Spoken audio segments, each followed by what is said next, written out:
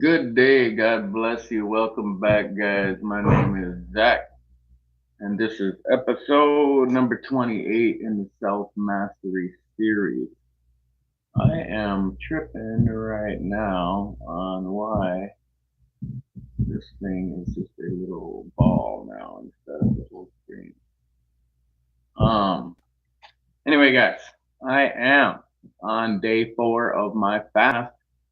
And I am coming on here to just celebrate that I hit 241.8 pounds today. Of course, that was after an 8 mile hike. And so I woke up early this morning and I hit the gym for a while and pumped some weights real early at like six o'clock this morning. And then I just continued my fast and then struggled kind of internally, mentally today, just thinking about, do I really want to do this? Am I going to keep going? Do I want to go 4 days? Do I want to go more? Um, just trying to figure out what exactly I want to do here. Hey, Angel Dust, I am having some issues here. Do you see me like normal? I cannot figure this out. It is not testing normally, but it's bugging the hell out of me, but I'm gonna plug through it. So I think the 2 weeks that I was on the keto OMAD was just a perfect preparation for a fast because it just got me on such low carbs, which reduces your insulin so low, which gets you all fat adapted and ketosis adapted. Which I'm gonna take a keto test today. I have a ketosis strips test today. I haven't done that in a while. And it's exciting to see that thing just all dark purple, and you just know you're killing it deep in ketosis. So anyway, guys, I was just debating today. Do I want to eat? And it was last night too. Trippy screen, but all good. Can hear you clearly. Okay, yeah. I Is it just a little circle of a screen? I'm trying to figure this out. I don't know why it's doing this. Um, I can't figure it out. It's a new application. Anyway, guys, you always feel the desire to eat. Like it's always hitting you to quit and to give up. And, there's a reason people call things difficult. It's not because just everybody can do it every time. Then it wouldn't be called difficult, right? Like fasting is difficult, running a marathon is difficult. Things that are worth it are difficult, guys. And what I'm finding, this is brand new in my brain, in my psyche, and in my thought process, and my emotions, and it hit me yesterday, and it's helping. I think a lot of the hormones are out of my body as far as hunger hormones and everything. But what was getting me was helping motivate me was just I don't want to give up.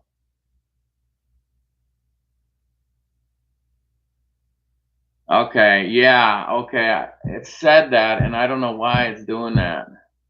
I'll go to this part of it. It have less phone apps in the back. You could see my Cora and Sam's Club.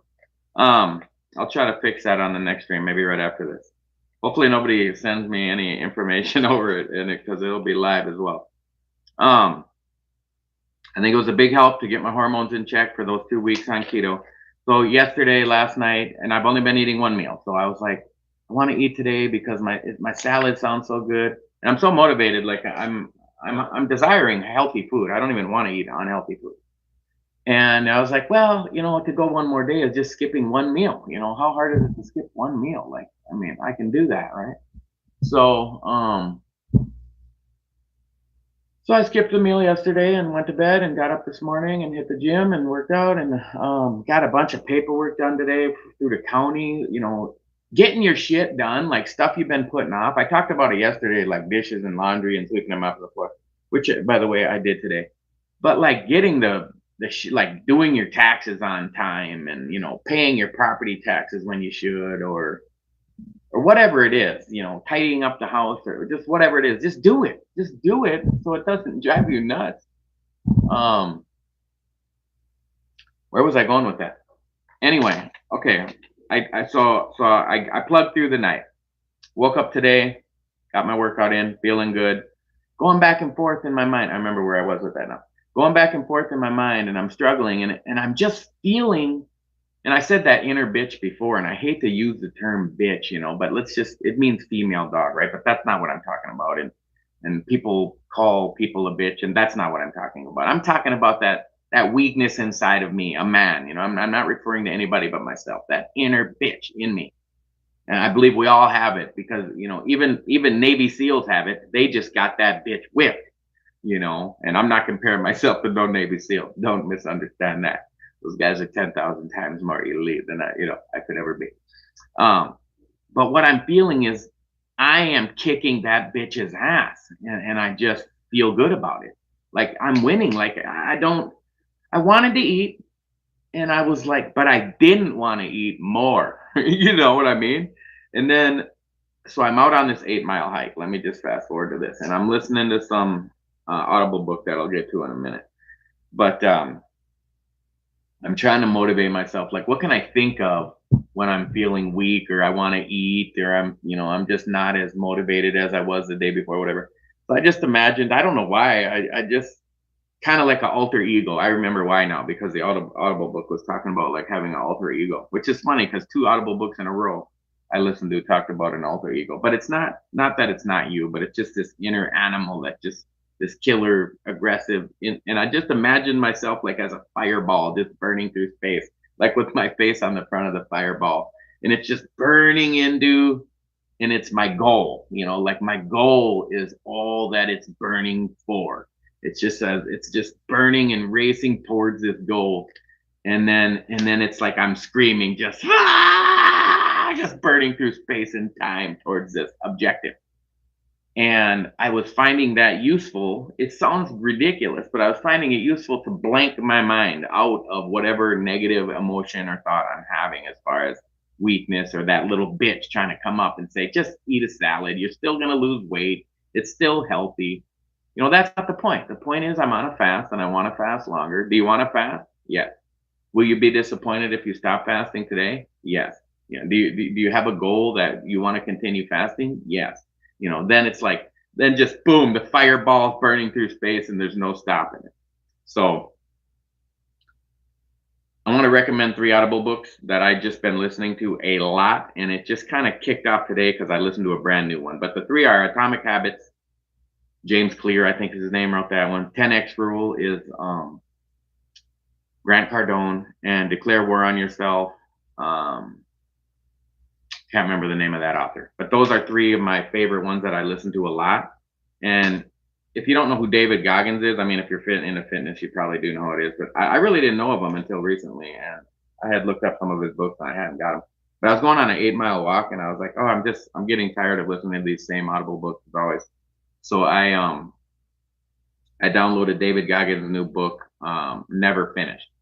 And he's some elite runner, former Navy SEAL, just elite badass. I'm only a few chapters into his book, which I think he called Iteration or something else. I know it's from Navy SEAL training, so I'm not even going to pretend like I know what it is.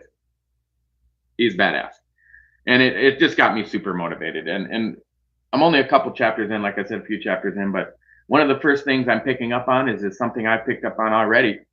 If you're following along with my series, it's like just believing in yourself.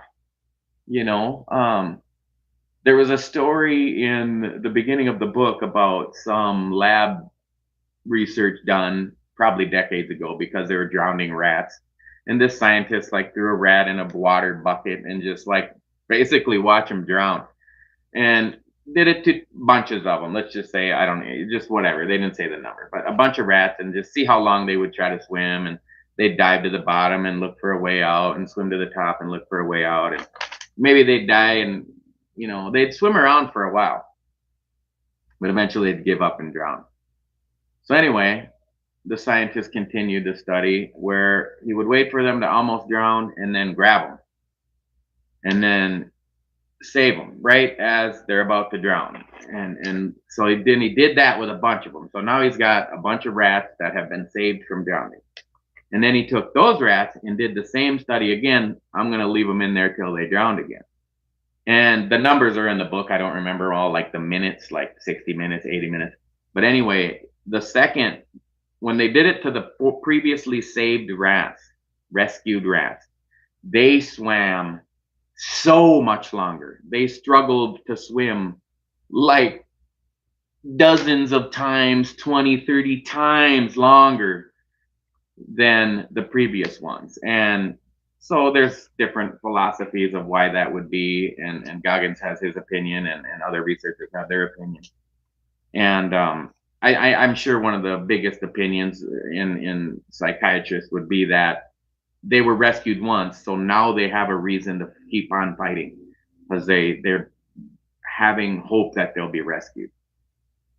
And in Goggins' book, Never Finished, he's like, I don't believe it's hope. You know, it's him talking, and I don't believe it's hope. I believe it's more than that, and it's part of his Navy SEAL training. He's just so hardcore. And the dude has a heart condition from birth and went through living hell as a child. And you just have to listen to the book. I'm not going to say nothing about that. But he's talking about it's more than hope. They adapted to the situation. They learned to relax their muscles and swim longer, and whatever his opinion was of it. But it was very motivational and inspirational to hear this. And being a Christian, knowing what hope is, knowing what faith can do to yourself. He's like, Goggins is talking about it's more than hope. It's more than hope. And so I'm kind of disagreeing with him. But then he goes on, and he's like, they believed in themselves, and they believed in, not just that they might be rescued, but that they're gonna die hard. They're just not gonna give up so quickly. Because some of the rats in the previous study, when they just threw them in the drown, they drowned way quicker than a rat should drown. Like, rats are awesome swimmers, but they were in a panicky situation. They couldn't find a way out, and they gave up and drowned right away. So then Goggins talks about, they started believing in themselves. And then it made me, between the hope and the belief, it reminded me of the Bible verse.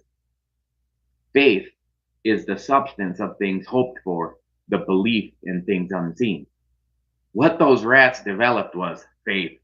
And I had a smile like this on my face for like the first hour of my hike, 8-mile hike. Yeah, I said that already, that I went on, because it just had me so amped to think about this story when I'm ready to give up on whatever it is. Whether I'm ready to give up on my fast, or give up on a relationship, or give up on friendships, or give up on whatever, or vice versa, to go hard at something. So the book really established believe in yourself, and I'll talk more about it as I get through the book more. Like I said, though, the book had me.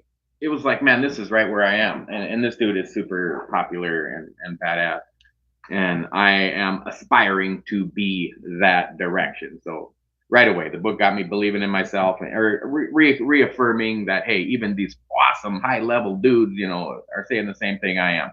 And I'm feeling that war within me, and just, like I said, the bitch must die. I really feel like that inner, the child. Let me switch it, because I'm sick of using that word. Like Goggins uses the dual personality as like, what did he say? Like, what's his first name? Mike? David Goggins. When he's feeling that inner weakness, he's like, that's David talking. But when it's Goggins talking, that's the relentless, ruthless badass. And for me, I felt that my whole life. Even I did some therapy in high school, and that inner child was identified right away, and that just the skinny, frail, weak little boy that I was growing up. It's just, and I've been well aware of it my entire life. I've talked to friends about it. I try to help people understand the way I am, which is a mistake. If you don't have to explain yourself to anybody. But I'm learning as I go, and so I'm realizing like that little inner Zach can be there, And then I came up with Sergeant Patterson because technically I wasn't a sergeant in the army, but they did promote me. It's called unit promotion, where they just put sergeant tabs on you, and technically you're a sergeant in that unit. And then if you got transferred to a different unit, you wouldn't be a sergeant. But they did it just to encourage me to re-enlist. So for like, I can't remember if it was 1 or 2 or 3 months right at the end of my enlistment, they pinned it on me and said, "You're a sergeant, and we'll send you to PLDC right after you reenlist." And then I ended up not reenlisting. I had signed the paper at first, but then I didn't go. But anyway, I'm calling my inner go time. I don't want to say inner badass just yet, but it's Sergeant Patterson. It's not for you. It's for me. It's for me to march forward, to call upon my military discipline and training and intestinal fortitude and the things that I learned from my past, that if I can't apply it today, I mean, that's what it's good for. The past is good for nothing unless you can use it today. So, and something from the past that I want to embrace today is the struggle. And I wrote, as I was writing my notes, I was like, embrace the struggle. And then I remember there's a military saying that we use all the time: embrace the suck. Like when shit sucks, just embrace it. And man, you can tell the soldiers that do and the soldiers that don't. It's the guys that are getting shit done, are embracing the suck, and the little whining crybabies that quit before they even start are just, their inner bitch is all they got. There is no Sergeant Patterson in them dudes. There is no David Goggins in those dudes. They think that if they quit before the race starts, that they won't lose. Right? They won't lose the race because they didn't run it. And I'm here to tell you, I mean, I feel they're the biggest losers of all, but who cares what I think about somebody else? It's how I apply it to myself. I'm going to run the race, no matter what. I'm going to struggle and fight. And man, when things suck, that's how you know you're doing the right thing. When you're getting all cut up and wounded and injured, and you're overheating on a run, it's too cold, it's too hot, it's too hard. That's how you win. That's how you develop. That's how you get better. So believe in yourself and never quit. I think I said it in the first video, surely in the first 5 videos in the Healthy, Wealthy, Happy series, is let's just agree to never quit. Because I hadn't really set any plan in motion except for a mental one that's like, okay, Zach, it's time to take care of yourself. You can't go back to those same destructive relationships. Even if I loved my ex-girlfriends, which some of them that I did, and they broke my heart. And anyway, I was unhealthy and they were unhealthy, and I had to finally, I just snapped out of it and said, I gotta quit doing that. I gotta care for myself first. And I said, you know what? I just have to never give up. I just never give up on yourself. And here we are. I'm like 30 pounds down from that first video. And I'm on a roller coaster ride. I was 36 pounds down, but I'm 30 pounds down as I sit here right now. I was 241, so 29 pounds, almost 29 pounds. And just, oh, am I struggling? Is that a weight loss struggle? Yeah, that's a weight loss struggle. Embrace the struggle. If this is what you have to do to lose weight, if struggling is, then that's what you have to do. Then you have to suffer. You have to feel pain. You have to endure. Quit being a little bitch. All right. This I really like too. It's kind of funny how many things in his book, because he is elite badass, and I am like elite fat ass, but I'm going to get there. I talked about it a few videos ago, just within the last month. I know it, about like reducing my heart rate, like go easy. I think I just said it in a couple of videos ago. I probably have notes here. But to just take things easy. And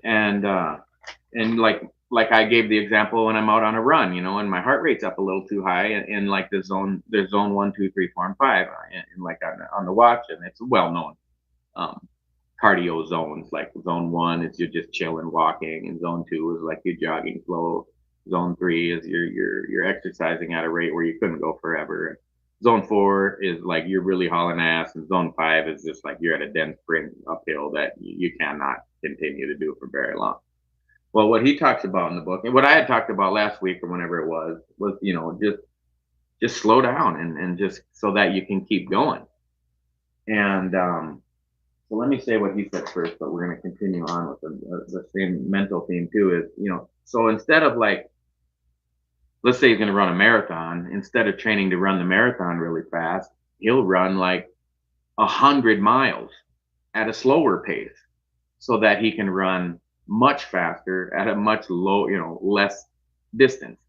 And that's something I hadn't really thought of. I was just thinking of go easy so that you can eventually build it up and build it up, and you're just always going easy. It's just that faster is easy, and you go, you're not pushing your heart too hard. And the reason he's doing it is because he has a bad heart, and what's it? I think he has sickle cell, and he's got some heart condition. He's had heart surgery. The dude's just a super badass.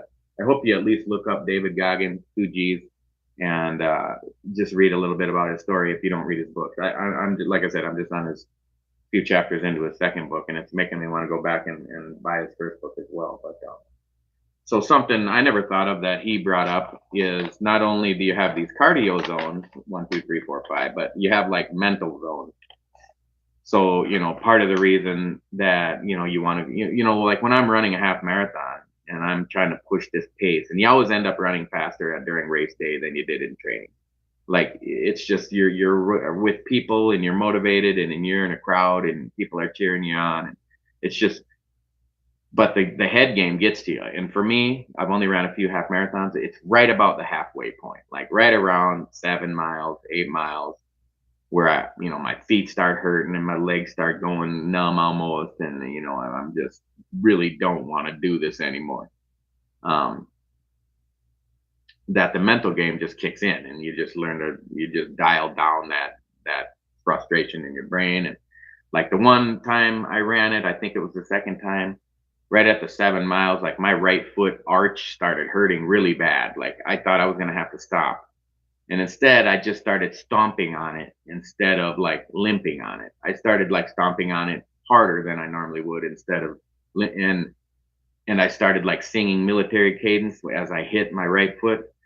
And I actually forgot that it was hurting because I started getting all jammed up into the military cadence. I was like, I'm not going to sing military cadence right now, but we used to sing some motivational songs while we were jogging in the army, and like a quarter mile later, I had forgot my foot hurt. So anyway, he calls the zone 2 is all day zone, and where he can just jog at this pace, and for him, he leads like 7-minute mile. He can run like 100 miles. I can't even run like 1 7-minute mile, but so I'm not comparing myself to him. But mentally, I had a little breakdown yesterday as far as my a coworker kind of attacked me out of nowhere and just kind of insulted me and talked shit. And I kind of just backed away from him, and I didn't really see it coming. And then another coworker came up to me and it just within like 1 minute, it was kind of a 1-2 punch where I was just on level 2 mentally. Everything was chill. One guy got me to level 3, and then the second guy got me to level 5, just like that. And if I would have been mentally prepared ahead of time, I wouldn't have reacted the way I did. And I snapped on the second guy. And I'm going to apologize to him tomorrow, but it really made me understand like how he's developed his mental state, which has helped obviously his physical state, because he's like an elite long distance runner, super badass, super motivated. So anyway, guys, I really don't want to keep going because I want to figure out why my phone is going live like this, and what I must have hit some other form of broadcasting. So 4 days in, it's 5:30 p.m. I've been just staying busy running around all day, and I'm about to just go to the store, to like a outdoor camping type store, because I have another camping trip coming up with my cousin, and my son is coming. And I kind of want to just wander around the camping store and see if I could find some cool stuff to bring for my son. We have tents and sleeping bags and everything we need, but I'm going to find some cool stuff. So as always, guys, let's see if I can even end this stream. Jump on board with Jesus, guys, because he loves you. I love you. And I'll catch you guys in the next episode.